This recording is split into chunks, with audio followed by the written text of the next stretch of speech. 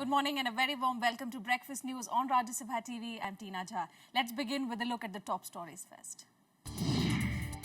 Visiting Chinese President Xi Jinping on the Delhi leg of his India visit today, inking of some key agreements on railways and infrastructure expected. Scotland votes today on whether the country stays in the UK or becomes an independent nation. Prime Minister Cameron admits he's nervous. US House of Representatives approves President Obama's plan to train and arm rebels in Syria against the Islamic State. And NASA set to team up with Boeing and SpaceX to send out commercial flights to Mars. Chinese President Xi Jinping is in Delhi today on the second day of his three-day India visit. He'll be holding official talks with Prime Minister Narendra Modi on economic ties and border issues, to be followed by inking of some key agreements. President Xi was in Ahmedabad yesterday with strong positive vibes between the two sides there. Take a look at this report.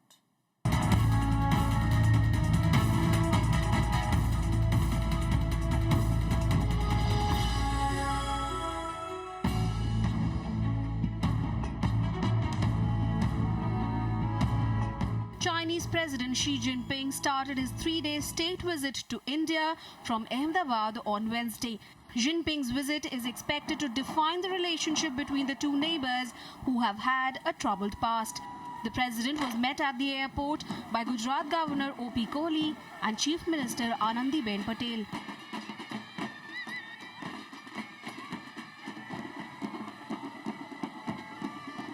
President Jinping was also accorded a Police Guard of Honor after the welcome ceremony.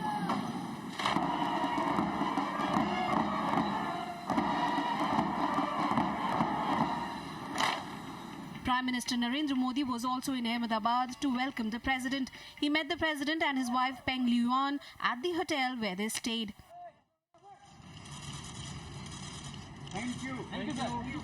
The two leaders held a brief meeting before the signing of 3 MOUs between the two sides. The 3 pacts relate to boosting Chinese investments in Gujarat. An MOU between the China Development Bank and the Industrial Extension Bureau of Gujarat government relates to the development of industrial parks in the state. The second was signed between China's Guangdong province and the Gujarat government.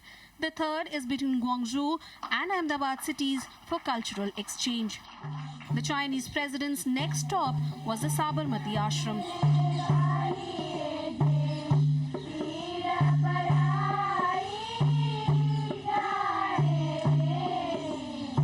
The president was given a glimpse of Gujarati tradition at the Sabarmati riverfront.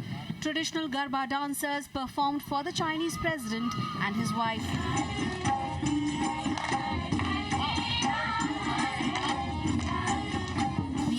Ended with dinner served in a dome on the riverfront. The dinner consisted of only Gujarati cuisine and was attended by 22 VVIPs. After the dinner, the Chinese delegation flew to Delhi. Bureau Report, Rajya TV.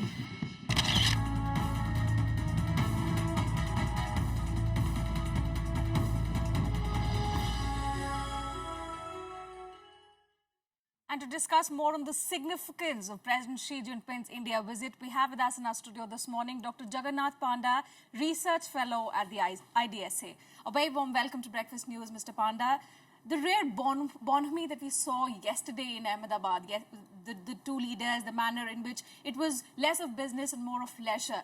Do we see this getting translated into bilateral relations, going to a whole new level between India and China, despite the number of sticking points between both neighbors?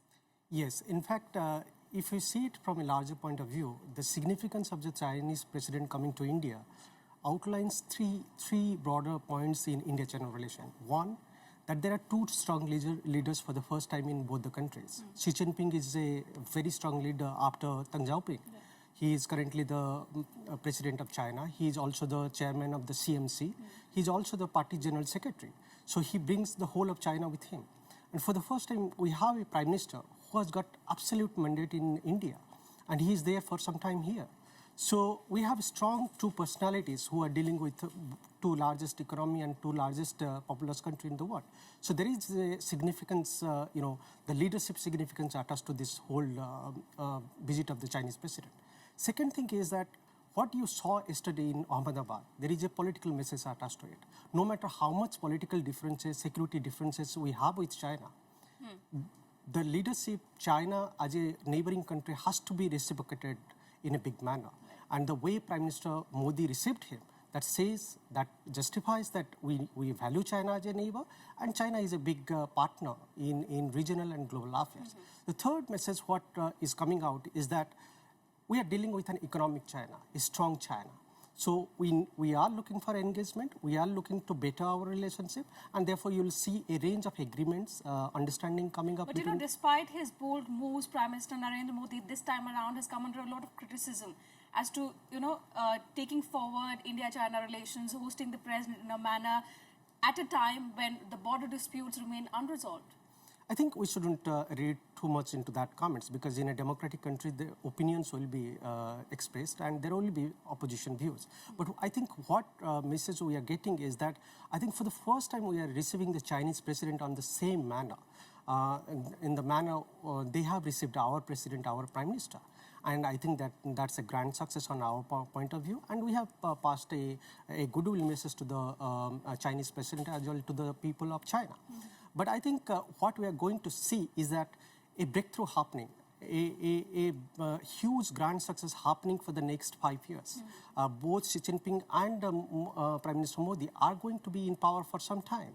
And a personal rapport is emerging between them, and that's a good message for India-China relations. Coming to the investment side, you know, China is looking to pump nearly $100 billion into India, and this comes just you know, days after Japan agreed to invest some $35 billion into India. So this amount is almost thrice that amount. Is it an attempt to outwit Japan, or is it just an effort to rebuild India-China relationship? There is a popular Chinese saying that wherever the Chinese president goes, the whole world of China goes with him. And what does that imply? Today, China is the number 2 economy in the world. India is the number 3 economy in the world. There is a scope for greater economic cooperation, and that's the message the Chinese president is trying to give. When he's offering you $100 billion investment, that doesn't imply that he's trying to score a point in front of Japan. I think India's foreign policy towards Japan and China are independent from each other. What the Chinese president is trying to pass a message to India, that there is a huge set of opportunities and scope for both the countries to cooperate. Today, China is an economic giant. India is a knowledge giant. India is a software technological hub. So there is a greater level of cooperation which can be explored through this $100 billion investment package. Right. So we should be reading the economic and the trade nuances attached to it rather than the political.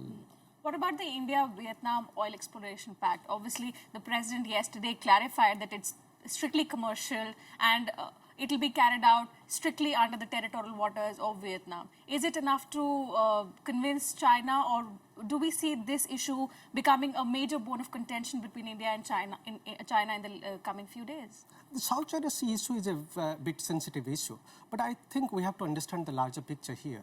The larger picture is that there is a dispute in South China Sea, and China is a party with Vietnam, Philippines, and other Southeast Asian countries. And we have clarified our position. We are not a party to the dispute. Yeah. What we have is purely commercial and economic interest in the region, and we would like to carry forward that.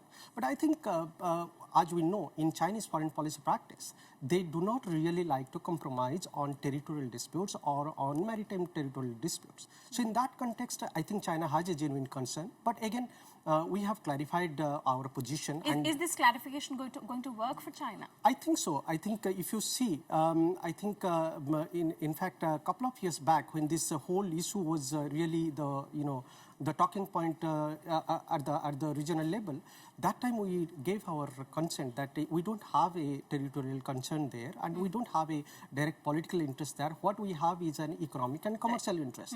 And the Chinese companies, the Chinese government has appreciated that. Today we have, in fact, we are going to, talk about joint exploration with the Chinese companies in South China Sea.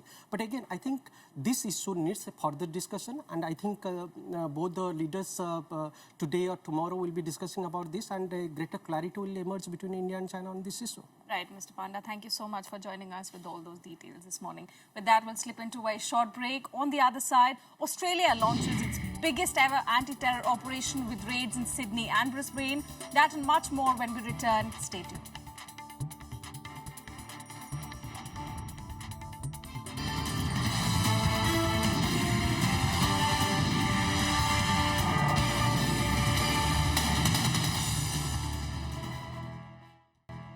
Welcome back. You're watching the Breakfast News. Now, after the initial devastation caused by floods, efforts are now on to figure out the actual extent of loss in Jammu and Kashmir. There are fears of loss of property worth in hundreds of crores. Several still remain stranded without food and water. Here's a ground report.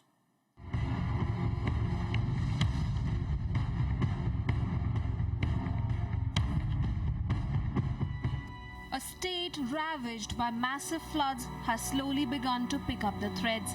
Efforts are on to pump out remaining floodwater in Srinagar, but the slow pace risks damage to buildings, raising fears of loss of property worth crores. The city has transformed into a series of water channels strewn with wreckage, trash and dead animals in what is the worst flooding in the area in over a century. कम से कम मुझे लग रहा है 20 साल पीछे फिर कश्मीर हो गया है इस पानी की वजह से यहाँ आप देखो राजबाग में अभी तक कम से कम एक मंजिल तक पानी है. Stagnated water has posed potential threat of outbreak of waterborne diseases. You can see behind me that animals have died, dead bodies are floating in water and many residents are in a lot of problems. जी बताइए किस तरह की परेशानी है? सबसे बड़ी परेशानी ये है कि जो यहाँ डेड बॉडीज हैं, एनिमल्स हैं, बर्ड्स हैं, सारे इसी में फंसे हैं. लोग भी इसी में रह रहे हैं क्योंकि यहाँ किसी को सिंगल स्टोरी है, किसी को डबल स्टोरी है, तो वो अपने घरों को छोड़ना नहीं चाहते हैं क्योंकि they are not safe outside. One of the biggest challenges for the authority is to prevent an epidemic in the post-flood scenario. The tragedy has also caused loss of livestock which are now decaying, raising concerns of water being contaminated. With hospitals flooded with patients, doctors appeal for more help. Our hospital is almost functional, but we have only one problem. The water, we cannot go inside the hospital. So that available to net out the water, we can actually functional the hospital. There have been complaints of slow distribution of food and water too. One of the worst hit are the migrant laborers who are stranded without shelter and food. लोग हैं 2-2 लाख रुपए का माल चले गया साहब गाड़ी किराया भी मेरे पास नहीं है मेरे पास तो कमल भी नहीं है कोई खाना की नहीं है मालिक कुछ नहीं है मेरे तो 4 बच्चे हैं बाबूजी मेरे तो यहाँ पहले खाने पीने की जरूरत है सबसे प्रॉब्लम है खाने पीने की और जो लोग फंसे हैं उनको निकालना जरूरी है सबसे पहले वो काम करना है 3-4 फुट आएगा चलो कोई बात नहीं but the way it came It broke gates, it broke the walls, सब तोड़ा. टिन की रूफ गर्म हो जाती है बहुत ज़्यादा. उसके ऊपर फिर भी बैठे रहे कि कोई आएगा, कोई बचाएगा. After restoring the national highway between Jammu and Srinagar, Army engineers have successfully constructed 4 major bridges in Jammu, Rajouri and Poonch districts in a big relief to lakhs of people. The Army and Air Force have said that evacuation and relief operations will continue as long as they are needed. With inputs from Ravindra Shoran, Pranav Goswami and Kriti Mishra, Bureau Report for Rajya Sabha TV.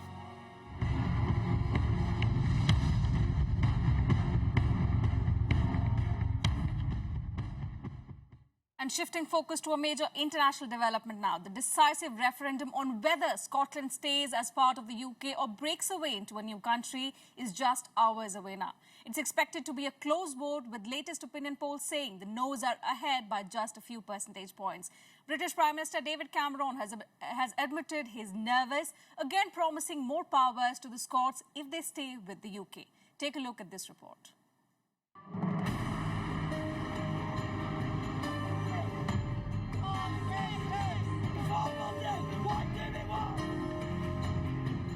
Just a few hours to go for the historic referendum on Scotland.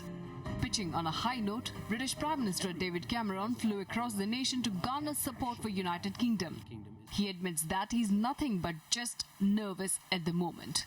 Who cares about our United Kingdom, and I care passionately about our United Kingdom, is nervous, but I'm confident that we've set out how Scotland can have the best of both worlds, a successful economy with a growing number of jobs we see today. And both campaigns, Better Together and Yes Scotland, are neck and neck. As the Scots decide which way to vote, we look at the impact the vote could have on Scotland, the United Kingdom and the global economy. In case of the Yes campaign winning, the UK will lose 32% 30% of its land and 7.7% of its economic output. Scotland contributes some £106.3 billion to UK's economy annually. The Yes campaign, led by First Minister Alex Salmond, says Scots should have total control of their affairs.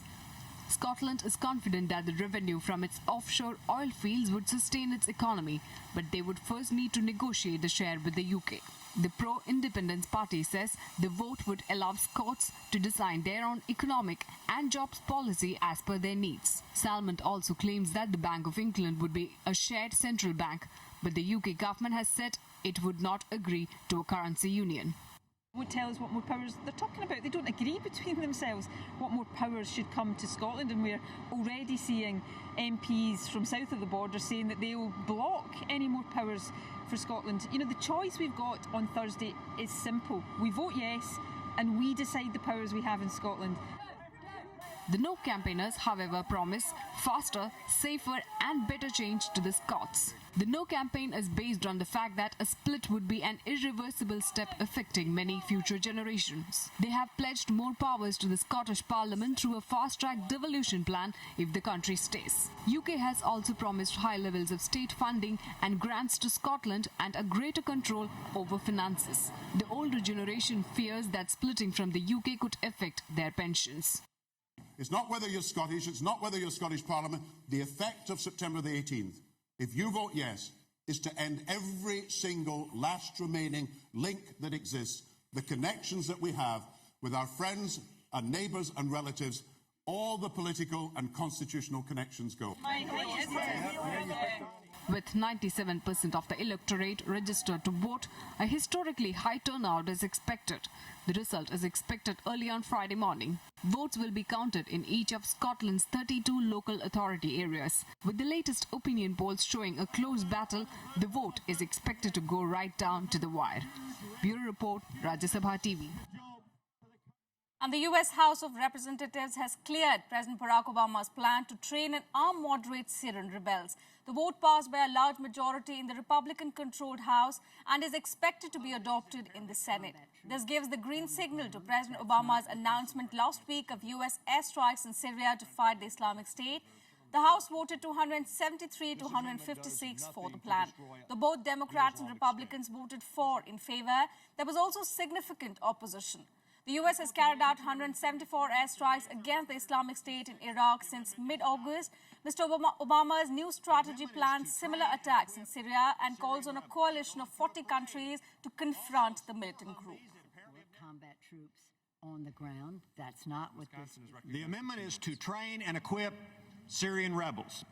Well, let's see how that's worked in the past when America's trained and equipped individuals. The United States has spent billions of dollars in Iraq to train and equip Iraqi soldiers. First time they come in contact with the ISIS members, they cut and ran. I do not support, nor will I support, combat troops on the ground. That's not what this is about. I believe that Mr. McKeon and those who worked so hard to put this amendment together took many precautions, set a high standard in terms of criteria, standards that the administration and this training must meet. And a look now at other news and updates from around the globe in our World Wrap. The Australian police carried out raids across Sydney and Brisbane early this morning as part of what authorities there call the country's biggest ever counter-terror operation. More than 600 heavily armed officers raided properties in the two cities. 15 people have reportedly been arrested so far. The police said the operation today disrupted plans to commit violent acts. One reported plan was the random beheading of a member of the public. At least 15 people have been killed and 34 injured after a teacher training college was attacked by gunmen in Nigerian city of Kano. The attackers exchanged fire with police outside the college before running inside, where they opened fire at the students. The suicide bombers also died. 2 suicide bombers also died in the attack. Although no one has taken responsibility, Boko Haram militants are being suspected of the attack. The European Union has asked India to show flexibility on climate change negotiations. Ahead of the Lima round of climate negotiations later this year, the EU says it wants to seek a dialogue with the new government.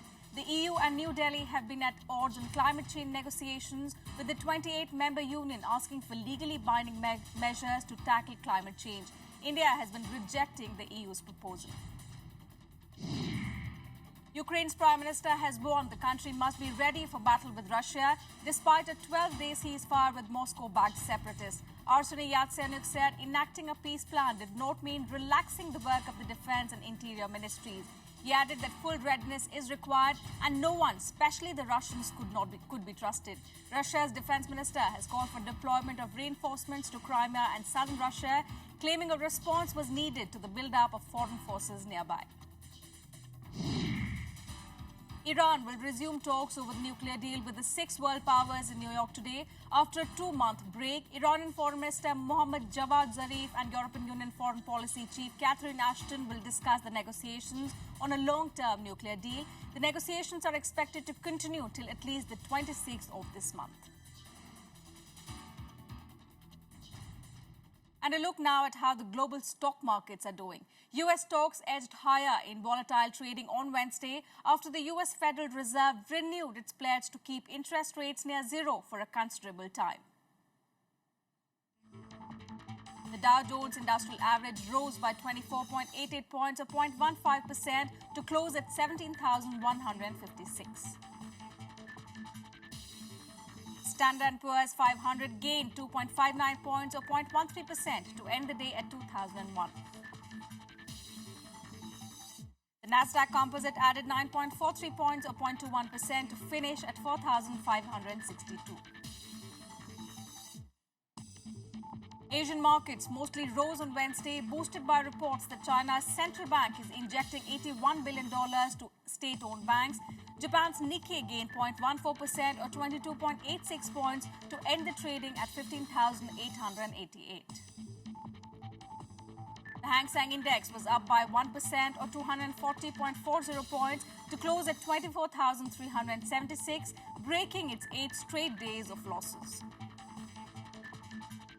Gold rose 0.34% to 27,170 rupees per 10 grams on Wednesday as participants engaged in enlarging positions on a firming trend overseas.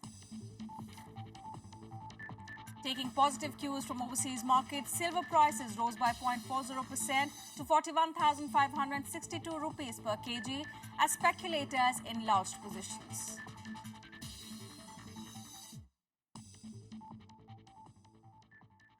Well, NASA is planning to take space mission to a new level altogether. With the help of Boeing and SpaceX, it hopes to build a spacecraft to send humans to Mars. The announcement marks the first time private sector companies will be entrusted with ferrying humans to the space station. NASA will partner with Boeing and SpaceX to build commercially owned and operated space taxis to fly astronauts to the International Space Station, ending its dependence on Russia. The move to turn over low Earth orbit transportation to private industry will allow the space agency to focus on more ambitious missions like sending humans to Mars. We'll conduct missions that will each set their own impressive roster of firsts. First crew to visit and take samples from an asteroid. First crew to fly beyond the orbit of the moon. Perhaps the first crew to grow its own food and eat it in space. All of which will set us up for humanity's next giant leap, the first crew to touch down on and take steps on the surface of Mars. For the first time in more than 40 years, US will launch a vehicle intended to carry humans beyond low Earth orbit. Both Boeing and SpaceX are already sending cargo resupply ships to the space agency. By flying astronauts commercially from the United States, NASA could end Russia's monopoly on space station crew transport. And with its eyes fixed on Mars, the world could see the first human steps on the red planet in future. Well, let's now take a look at some sports updates from around the world on SportsBeat.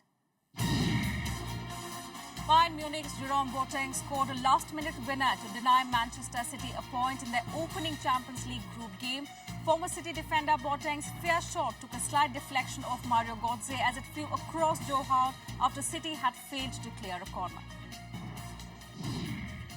Cesc Fabregas scored his first Chelsea goal but was unable to help Jose Mourinho's side to victory in their Champions League group stage opener as they were held by Schalke.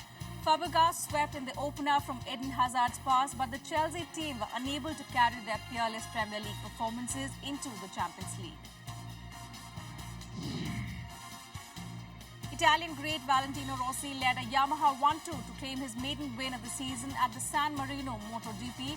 Rossi, a 9-time world champion in all categories, finished the 28-lap race ahead of Spanish teammate George Lorenzo with Dani Pedrosa on a Honda, who came in third. Billy Horschel won the biggest title of his career at the Tour Championship, along with FedEx Cup honours and a $10 million bonus. Tied for the lead overnight with world number 1 Rory McIlroy, American Horschel held his nerve to triumph by 3 shots, clinching his third career victory on the US circuit. Well, today, actress Shabana Azmi turned 64. In a 4-decade-long career over more than 120 films, she's established herself as among the finest actresses in the parallel cinema genre. Shabana Azmi has a record 5 national awards to her name. Happy birthday, Shabana Azmi. And with that, we wrap up this bulletin. Have a great day.